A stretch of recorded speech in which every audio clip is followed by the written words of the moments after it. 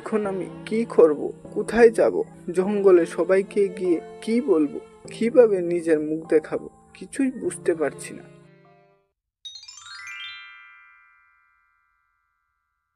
অনেকদিন আগে এক ঘন জঙ্গলে অনেকগুলি শিয়াল একসঙ্গে বসবাস করত। কিন্তু তাদের মধ্যে একটি শিয়াল ছিল খুবই অহংকারী। সে সবসময় অন্য শিয়ালদের সামনে তার লম্বা ও সুন্দর লেজটিকে নিয়ে গর্ব করত এবং বলতো, তোমরা সবাই দেখেছো আমার লেজটা কত সুন্দর এবং লম্বা। এই জঙ্গলের মধ্যে আমার লেজের মতো সুন্দর লেজ আর কারণ নেই। তারপর প্রতিদিনের মতো শিয়াল বনের মধ্যে শিকার করার উদ্দেশ্যে বের হলো এবং শিকারের সন্ধান করতে করতে হঠাৎ তার লেজটি একটি ফাঁদে আটকে গেল এবং সে অনেক চেষ্টা করতে লাগলো লেজটিকে ফাঁদ থেকে উদ্ধার করতে। কিন্তু দুর্ভাগ্যবশত তার সুন্দর লেজটি সেখানেই কাটা পড়ে গেল। তখন শিয়াল কষ্টের গলায় বলল, এখন আমি কি করব? কোথায় যাব?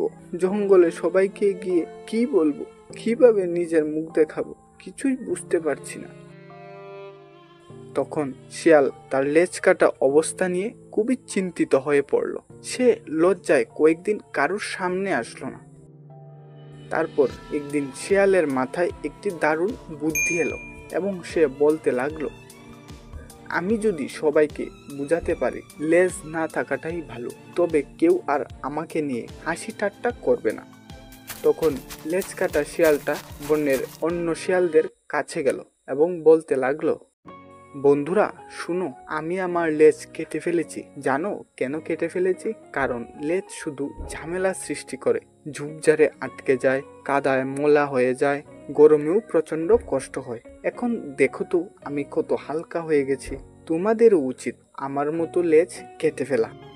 তখন পিছন থেকে বনের অন্য একটি শিয়াল হেসে উঠল এবং বলতে লাগলো, ওরে বাবা, কি বলছে দেখো এই শিয়াল। আরে ভাই, তুই নিজের লেজ হারিয়ে এখন আমাদেরও বুঝাতে চাইছিস যে লেজ না থাকাটাই ভালো? আমরা তোর মতো এত বোকা নাকি? তুই শুধু নিজের লজ্জা ঢাকতে এই কথা আমাদের বলছিস। অন্য শিয়ালদের এইভাবে হাসাহাসি করতে দেখে লেজ কাটা শিয়ালটা লজ্জায় সেখান থেকে পালিয়ে গেল।